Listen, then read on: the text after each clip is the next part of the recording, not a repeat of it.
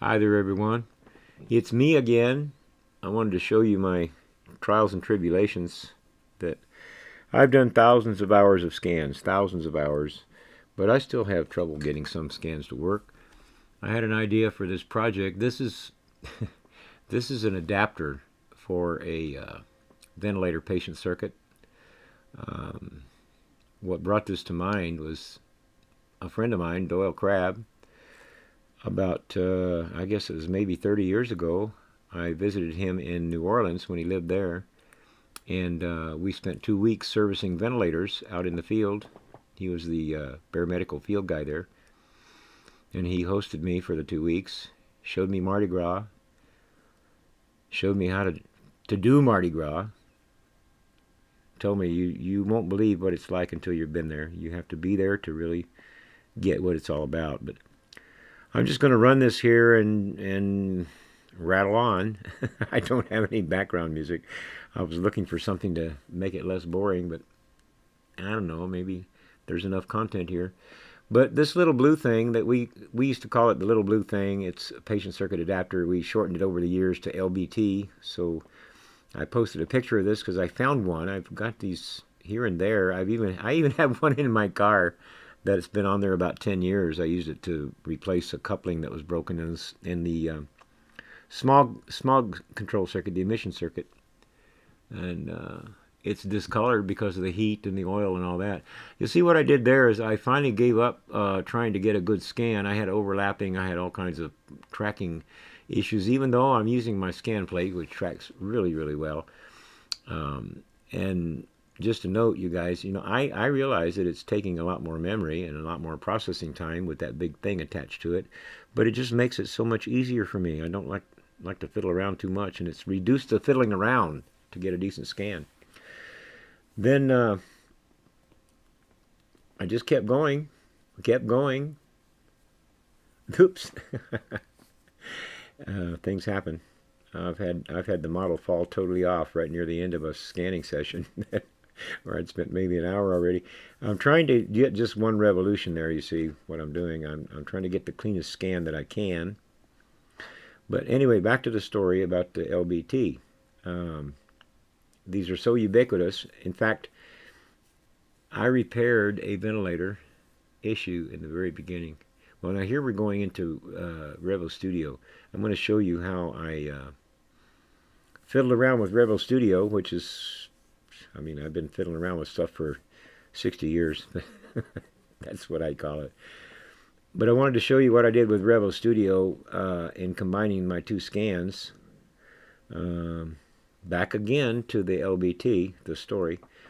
For my buddy Doyle Crabb, since he showed me Mardi Gras and how to do it, you see, I hope I'm not distracting you with this conversation, but you see what I'm doing. I'm cutting off that plate there. Boom, it's gone. And I'll just show you real time. I speeded everything else up so that it didn't take so much time to show you, but I'm going to try to keep this real time here so that you can see what it is I'm doing. And like I said, I've just been fiddling around. I haven't read any instructions or anything. I don't know that there are any, really.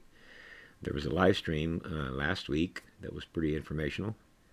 Thank you, Jade Chris, for putting that on.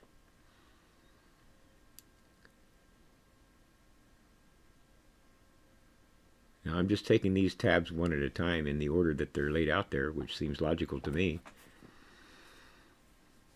I did the isolation just to see if there are any tidbits hanging around. It looks okay. Now, if I'm not mistaken, I ended up not liking this one too. Don't like that stuff hanging around inside the opening there. But back to the LBT and the Mardi Gras. I wanted to make Doyle a little kind of a necklace, like simulated Mardi Gras beads, and I thought the coolest thing would be make a bunch of these little LBTs and the right color and all that, and large enough that you could see what it is. So this is what I'm doing. This is Sunday. This is my Sunday project that I spent a few hours today on. And I thought I would record my Revo Studio stuff so that you could get an idea how to use it. It's really nice software. It really takes a lot of the work out of doing these things. It's kind of, like I said, it's kind of intuitive. I like it.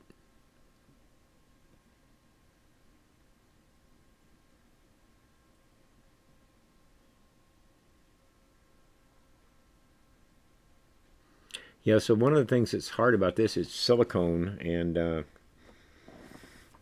it's very featureless. Those those ribs, those are too regular to really count as features. But having something in the field of view of the scanner is important. If you have an object like this you're trying to scan.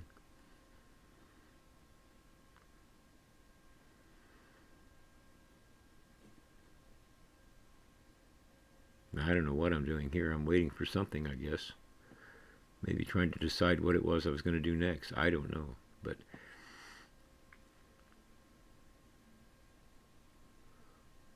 oh, maybe I think I was saving the file. No, I guess it was processing. The way I record the video, it doesn't always show everything that's going on. Like when I stop to save a file, that kind of thing. I don't think it shows that. Yeah, so I would have to tell you that that's what I did. I'm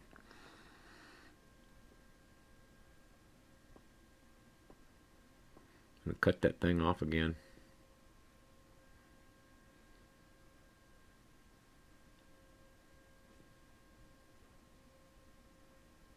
Let's see, hit the delete.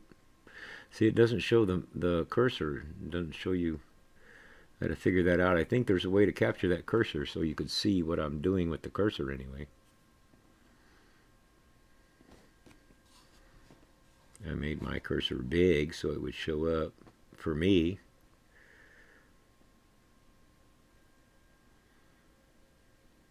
Okay, I must have brought the other piece in. I had the two scans that I wanted to combine, and they tried to demonstrate it on the live stream, but I don't think they ever got a, I don't think they got a combined or a merged scan out of it. I don't think they were able to successfully merge. And I'm surprised how easy it is to combine the files, how easy it is to merge them. I played around with MeshLab and MeshMixer trying to do it in there, and finally came back here. I was having poor success there. I did it one time in Revo Studio here and used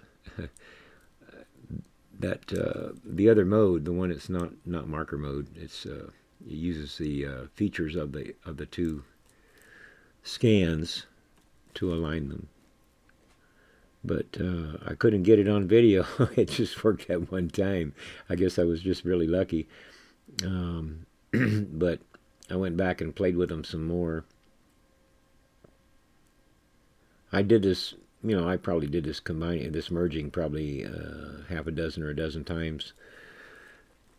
Someone made that point that, when you see a video like this, you don't know how many hours are behind getting that good scan. Now see, there's the two scans that I did from the one side and the other side. And we'll see how this works. And like I said, I forget which one is. You do the same thing over and over and over again. You begin to forget which one did what. if you don't take notes, I've started taking notes lately. I was doing a study on the Wi-Fi, trying to get my Wi-Fi working with my phone and all that business. And geez, I got 5 pages of notes because I couldn't keep track of what I was doing unless I wrote it down.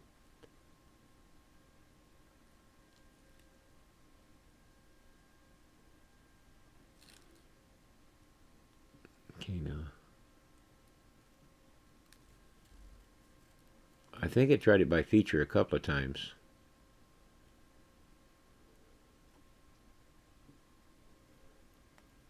Let's see what that one looks like. I think what it kept offsetting the thing somehow, so it wasn't laying it down together.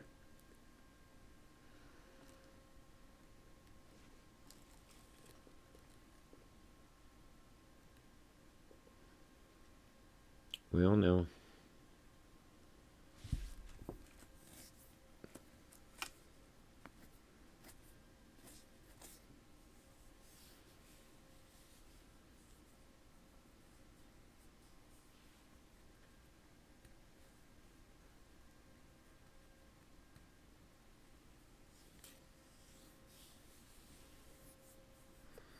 Going through this overlap detection again. I like to do that in the 3 steps. I don't know if you have to or not, but look, every time I do it, I find some overlaps that I can delete. So I do it at the 3 different levels.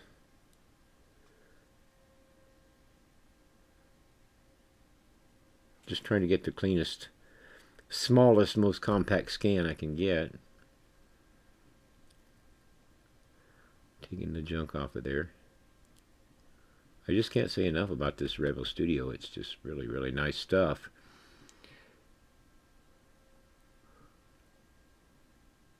And they were developing this in the background along with all the other stuff, and I was getting regular updates on the beta software, but I never got a beta version of this to play with, so I'm seeing it about at the same time all you guys are. I didn't get a head start on this.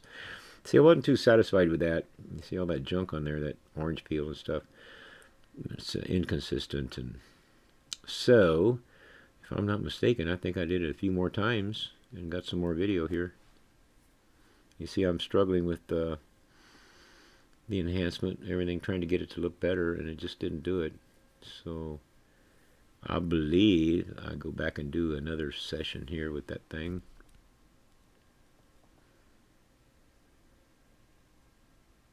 What's neat is that I happen to have a color that was pretty close already to these things. This thing, I mean. And it had been sitting in my photon mono for probably 3 weeks since the last time I used it. I didn't put it back in the jar, and I worried about it being any good or not. I noticed that the dye all settled to the bottom, so I had clear. There we. Yeah, see, I went in there and did that thing again. I think.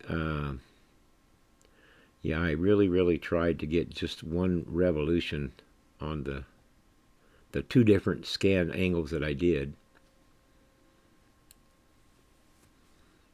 Pretty sure what I ended up doing was just shooting it at 45 degrees and use that, and it worked out really well. Only a couple hundred frames per scan, so maybe 400 to 500 frames altogether for this piece.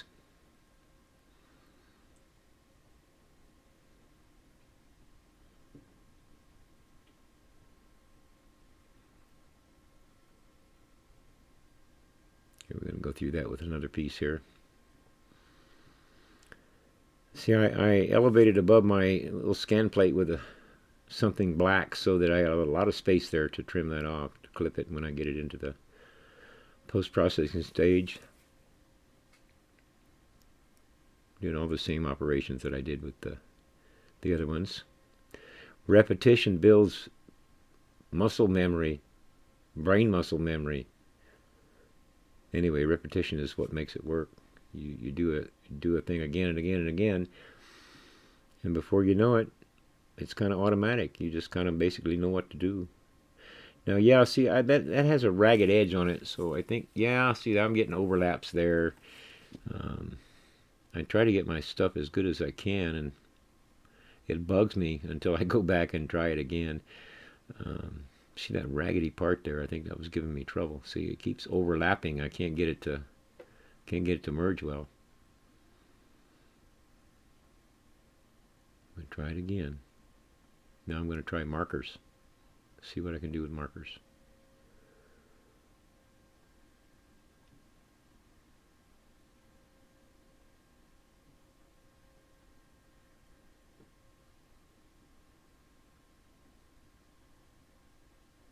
Whoops, that didn't work either. I got to try again.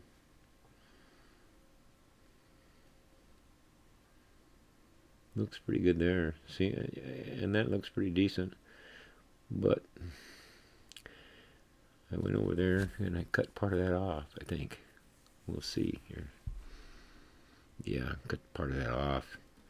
Make it not so ragged and give me some room to manipulate.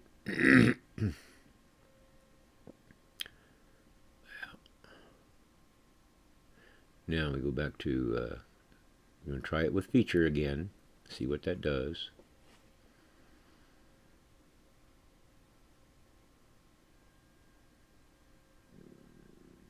Do all these operations here. I think this might have been the successful one. I thought I did it with markers, but that's even neater if it did it by feature. Pretty cool, huh?